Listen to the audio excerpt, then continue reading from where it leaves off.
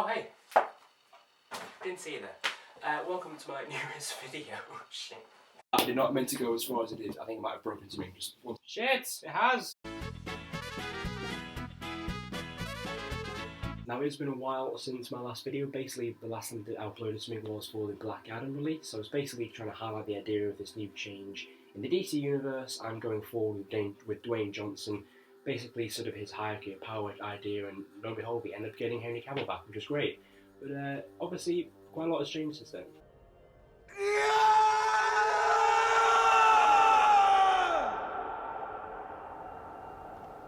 Now, when James Gunn first took over, I was kind of looking at him like this. He saved us. But then since then, and all the Henry Cavill situation, I've kind of looked at him a bit more like this. I'm trying to make no optimistic, and of course he's also announced a lot of his new slate that are coming out, the Superman Legacy film, Brave and the Bold, and so I'm going to do a breakdown of basically all the different films that are coming out and what I think we can expect from the future films going forward, what these initial movies can set up, these initial projects can lead into, and my overall thoughts of the current situation. So, yeah. By the way, I'm wearing my Red Hood t-shirt that I got new for Comic-Con. I'm going to be wearing this, so maybe I might do a vlog there, you never know, pay attention. But yeah, I think it's pretty cool. Impressive.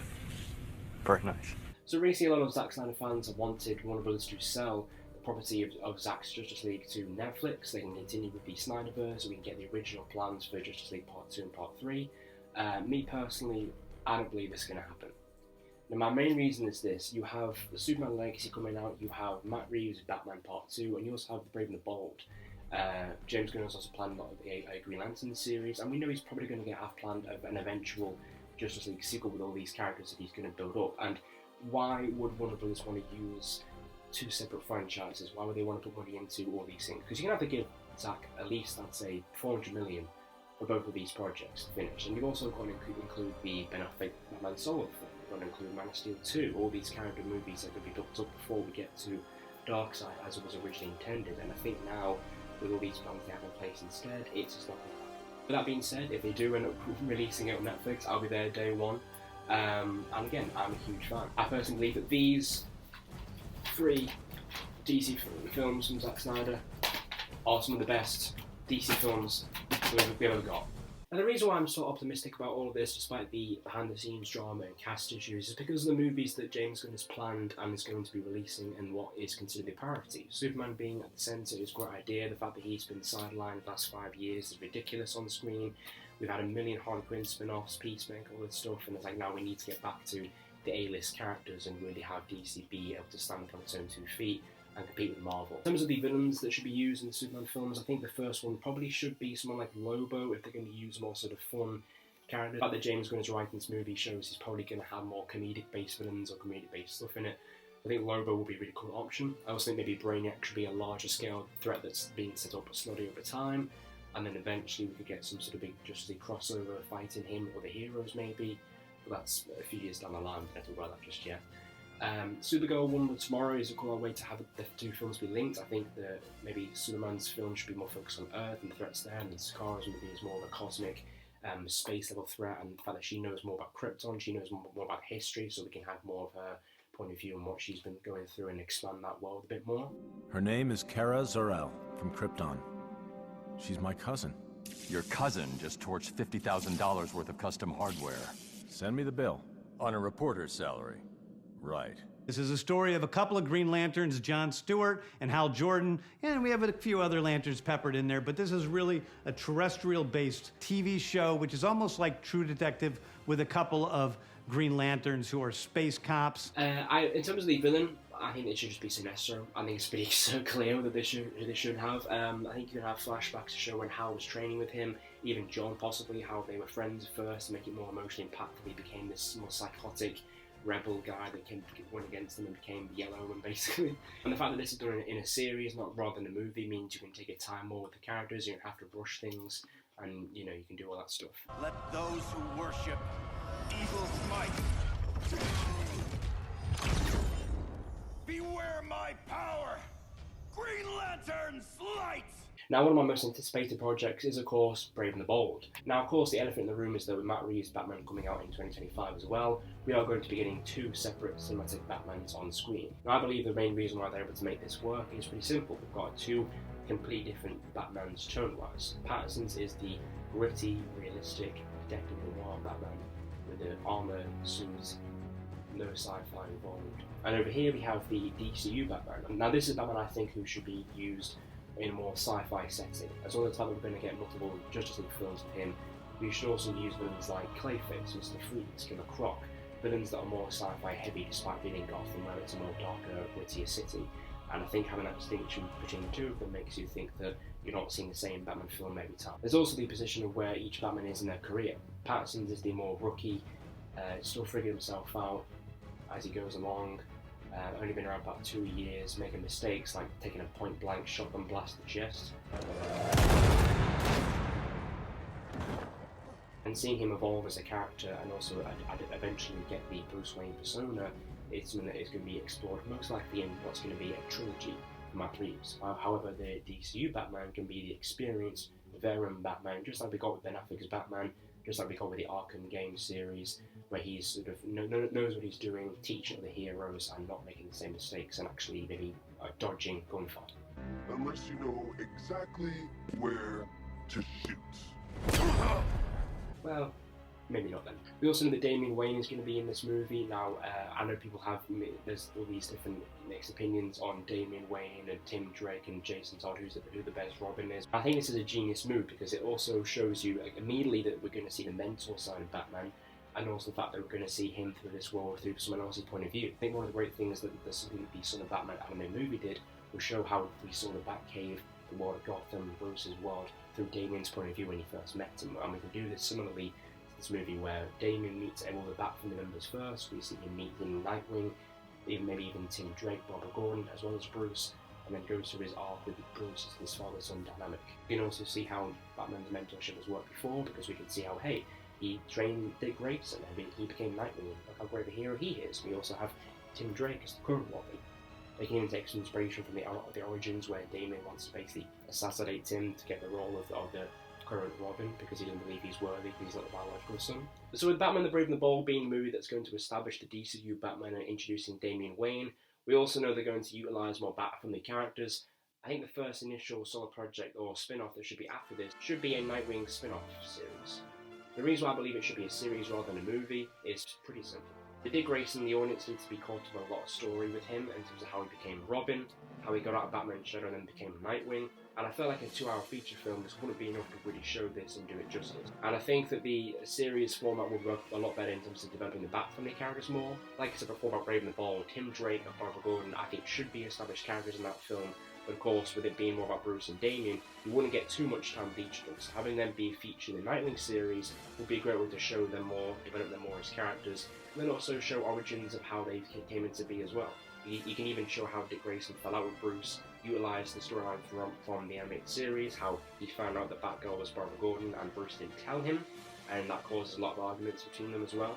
You could even have the story of how Tim Drake found out that Bruce Wayne was Batman and Dick Grayson was Robin, have Tim come to Bruce after Jason's death, and then show his story a lot more as well. I would also only briefly hint at Jason's death in Brave and the Bold, and only expand upon it a little bit in the Nightwing series in terms of how Dick Grayson felt and losing his younger brother, and how that affected the rest of the family around there. So, let's try and clear this up, okay, Pumpkin? What hurts more? A or B? I also believe that the Red Hood movie should take inspiration from the animated film that was released in 2010. The reason for this is because I think the movie did a perfect job of capturing Batman's moral code, why he doesn't kill the Joker, why he does what he does, and it also shows a great balance between the good and bad side of Batman and his crusade. Dick Grayson, who after the Nightwing series and Brave and the Bold would have been heavily established as one of the main characters in the DCU, can represent the good side of what Batman can do, what the heroes that he can turn people into. Whereas Jason Todd represents the darker side of him, the part that can get things wrong, the part that can, ruin people's lives or even sort of make things worse. And the guilt that he reconciles with and having to face that head on is a great storyline and a great character arc for Bruce Wayne. However, it also has the Bat family at the centre again. You're not just seeing Bruce Wayne's point of view of everything and only him alone. You're also seeing Jason's side of point of view, him confronting Bruce as to why he didn't avenge him, and how many lives could he have saved if Joker had died years ago. But we also understand why Batman doesn't kill him. It works really well to explore Batman's morality, and overall would be a great sequel to do after you've established him in the DCU. What bothers you more? That your greatest failure has returned from the grave? Or that I've become a better Batman than you? Another series that has been made is the Paradise Lost show on HBO Max, sort of like a Game of Thrones type show about the Amazons. That's what James Gunn described it as, and to be honest, that's when the idea of reboot gets a little bit complicated. Explain! Explain! Explain! Because if you're going to introduce a new Wonder Woman in this universe, a prequel that takes place many years before Diana is even born, probably isn't the best thing to do for like establishing the new Wonder Woman. So that's when you probably would have Gal Gadot in there, and it would make a bit more sense, especially if you incorporate the actors from previous Wonder Woman movies to play Amazons in that show. However, you know, it really depends on what James Gunn wants to do and whether he wants to bring those guys back and those actors back and everything. But remains to be seen. But I think it's a really cool idea, and I think that it shows you that, again, this is a lot more unique to what the MCU is doing. There's a lot more sort of difference in tone-wise. Everything doesn't feel the same. You're not going into like, you know, Paradise Lost and watching the same thing as you would Booster Gold or Green Lanterns or Brave and the Bold. I think it's a really cool idea to keep things unique, and that's what I'm really excited about. In terms of villain-wise, I personally think they should go with more of the new god focus, have Ares, Zeus, all those characters back again. But who knows, they maybe want to have Cersei in there, she's an iconic Wonder Woman villain. They could even try and do Cheetah again, but the fact that this is years before Wonder Woman means they're probably not going to do that. However, it would be a cool idea to have more focus on the old gods. In terms of how everything is going to be connected, I feel like the first initial film that they do in terms of the Justice League idea should probably be something like The New Frontier. James Gunn has also teased about this in a recent post, making people believe he's going to adapt that version. And while I believe that is a great idea and a great comic book, I think they're going to have to change things more in terms of making it a bit more modern. In Justice League New Frontier, the comic book takes place in the 1950s, and it's very much focusing on the paranoia, the mistrust the government have in superheroes, which is obviously more of a reflection of how the government was just to people in general back in the 50s. So I feel like in this modern version, you'd have to essentially take that and change it to have the Authority be the ones that are questioning the Justice League, while the League are trying to prove themselves to be like the heroes that the world needs. You can also incorporate Amanda Waller and her Suicide Squad into this. They can even take some inspiration from the Justice League vs. Suicide Squad Rebirth comic book, which had the two teams face off against each other, having this confliction of ideologies of how to go about protecting the world. Amanda Waller has a very specific idea of how things should be dealt with, whereas the League have their own more optimistic, more hopeful attitude.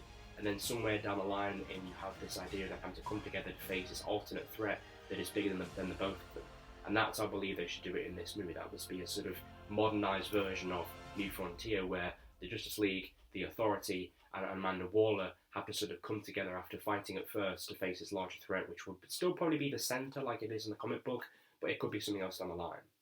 And that is also how you can connect the Green Lantern series. We know that that's probably going to be a big thing in terms of like how Hal and John Stewart are going to be investigating this new threat on Earth and how it's going to connect things in other movies. It could be the centre, it could be something that they're investigating there, and that could be how everything is tied together at the end. In terms of the actual Justice League films, in terms of their structure and character-wise, I would essentially treat it as more of a sort of series finale to these films and everything that's going on. By the end of Chapter 1, which is going to be Gods and Monsters, we're going to have this big Justice League film that has all these characters that you've established into the first movie come together and face this larger threat and have it be the sort of finale before we go into Chapter 2. And Chapter 2 is when you can also have more intense storylines, more characters being killed off, more sort of tension between all the characters. And then Chapter 1 is when you can sort of play it safe for a while, have more establishing series of films to make it sort of a foundation, and just more simple and fun series of projects towards the end. And that's what I really like about this new DCU, is despite the fact that it's going to be very much like Marvel's structure in terms of having everything be connected, and especially Phase 4's structure, having you go from streaming service to movies, having each of them connect. They also, each project also feels very unique. Now, in terms of casting, I really don't care. I think that the overall theme seems to be that we get a casting, the internet kicks off, it's a terrible choice, it's all terrible, why the hell have you done this? This is a terrible choice, this isn't my Batman, this isn't my Superman. And then the person does the movie comes out, and they're great. This happened with Ben Affleck, this happened with Heath Ledger, this happened with Ron Patterson, this even happened with Michael Keaton back in 1989.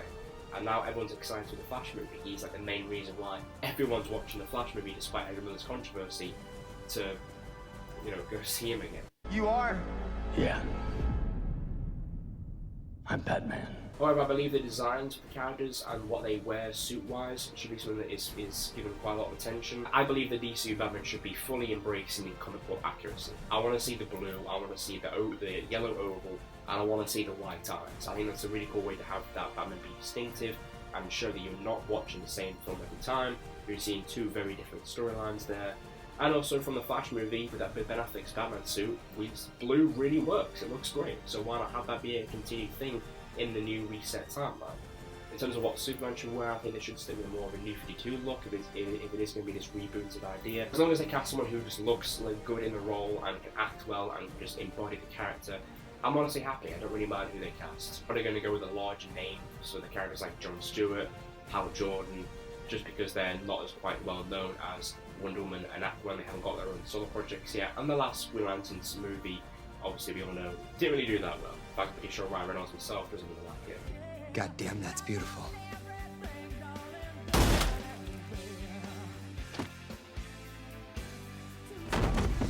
You're welcome, Canada. So yeah, that is my opinions on the new current DCU, the behind the scenes issues, and also what's to come.